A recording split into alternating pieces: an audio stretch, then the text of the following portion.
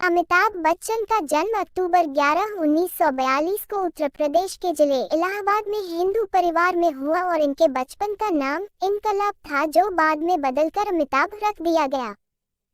इनकलाब नाम जो है वो आज़ादी की लड़ाई में इस्तेमाल होने वाले नारे इनकलाब जिंदाबाद से प्रेरित था। अमिताभ नाम का मतलब होता है ऐसा दीपक जो कभी नहीं बुझे। अमिताभ के पिता हरिवंश राय बच्चन जो खुद एक मशहूर हिंदी के कवि थे और उनकी माता तेजी बच्चन जो कराची से वास्ता रखती है, ने ही उन्हें स्टेज की दुनिया में आने के प्रेरित किया। वैसे आपके जानने लायक एक दिलचस्प बात और भी है कि अमिताभ का उपनाम श्रीवास्तव है, लेकिन इनके पिता ने अपनी रचनाओं को बच्चन नाम से प्रकाशित करवाया, जिसके कारण उसके बाद पूरे परिवार के साथ यह नाम जुड़ गया। करियर और फिल्म इंडस्ट्री। शुरू में अमिताभ के लिए चीजें आसान थी, क्योंकि इन्हें फिल्मों की दुनिया में आने के लिए किसी भी तरह की दिक्कत का सामना नहीं करना पड़ा, और इसकी वजह है अमिताभ बच्चन की राजीव गांधी से मित्रता होना, क्योंकि इसी वजह से इंदिरा गांधी के हाथ का लिखा सिफारिशी खत की वजह से उन्हें के अब्बास की फिल्म साथ हिंदुस्तानी में आराम से काम करने का मौका मिल गया।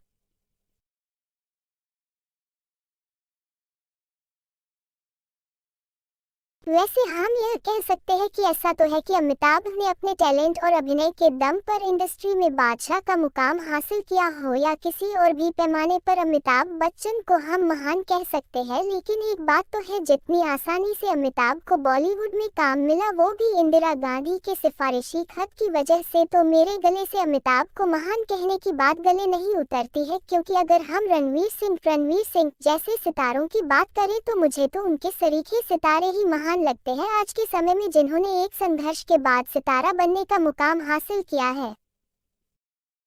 हालांकि अमिताभ ने फिल्मों में दुनिया में अपना हाथ आजमाने से पहले एक शिपिंग कंपनी में नौकरी की थी, और बाद में इनके मां के द्वारा उत्साहित करने के बाद ये नौकरी छोड़ के मुंबई आ गए थे।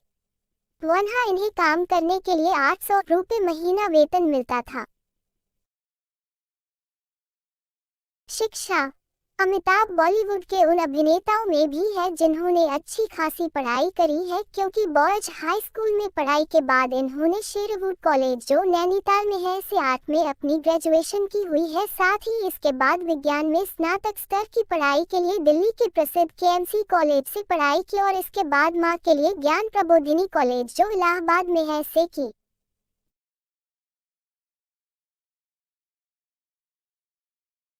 सफलता के लिए संघर्ष। वैसे अमिताभ को भले ही फिल्मों में आने के लिए संघर्ष नहीं करना पड़ा, लेकिन बाद के दिनों में चीजें इनके लिए मुश्किल थी, और यही वजह है कि न केवल अमिताभ बच्चन की पहली फिल्म ने कोई अच्छा प्रदर्शन कमाई के हिसाब से नहीं किया, लेकिन इस फिल्म में इनकी भूमिका के लिए इन्हें सर्वश्रेष्ठ नवागंतुक अभिनेता के लिए पुरस्कार मिला, और इसके बाद करीब 7 साल तक के अपने संघर्ष में इन्हें कोई विशेष सफलता नहीं मिली, और तब तक ऐसा कहा जाता है कि वो निर्माता और निर्देशक महमूद साहब के घर में रुके।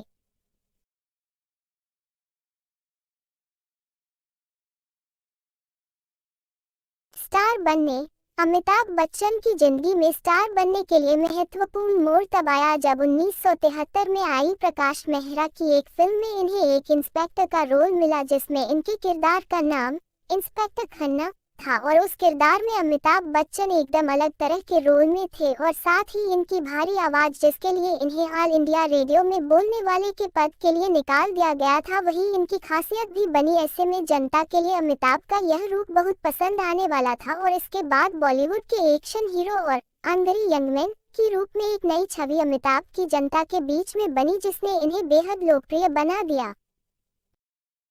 यह वही साल था जिसमें अमिताभ ने जय बहादुरी से शादी करी, और कह सकते हैं कि अमिताभ के साथ अब उनका लेडी लक भी था, क्योंकि इसी साल अमिताभ बच्चन ने जया के साथ 3 जून को बंगाली संस्कार से विवाह भी किया था।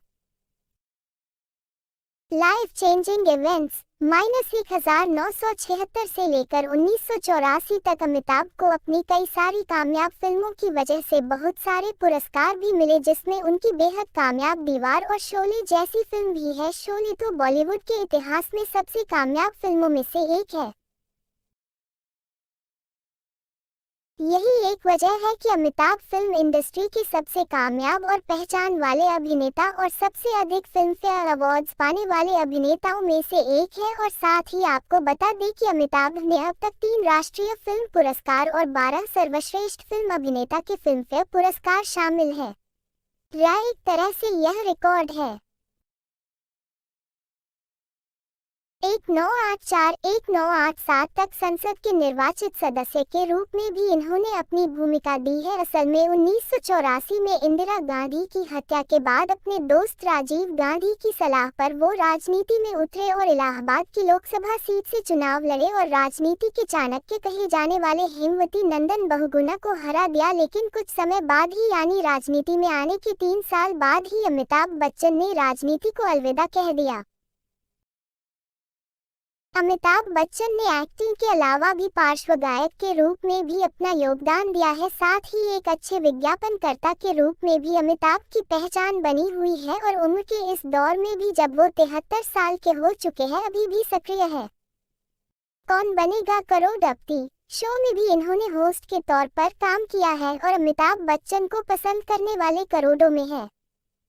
अमिताभ ने 12 से अधिक फिल्मों में डबल रोल किया है और एक फिल्म महान के लिए तो उन्होंने ट्रिपल रोल भी किया है।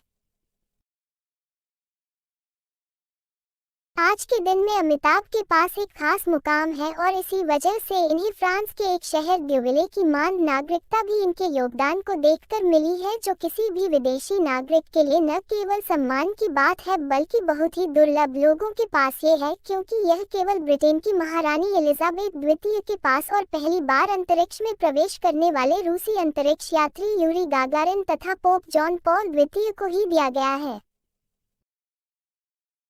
बच्चों और परिवार। अमिताभ बच्चन की 2 संतानें हैं, अभिषेक बच्चन और श्वेता नंदा बच्चन, जिसमें से अभिषेक बच्चन भी खुद अभिनेता है और अभिषेक का विवाह ऐश्वर्या राय के साथ हुआ है, जो बेहद खूबसूरत अभिनेत्री रह चुकी है और सलमान खान की एक्स गर्लफ्रेंड भी रह चुकी है। हालांकि एक्टिंग की दुनिया में अभिषेक का सिक्का जरूर नहीं चला, लेकिन अगर लड़की के मामले में बात करें तो करोड़ों दिलों को धड़कन रह चुकी ऐश्वर्या को अपने हमसफर के रूप में पाने वाले अभिषेक बच्चन बेइंतहा लकी है।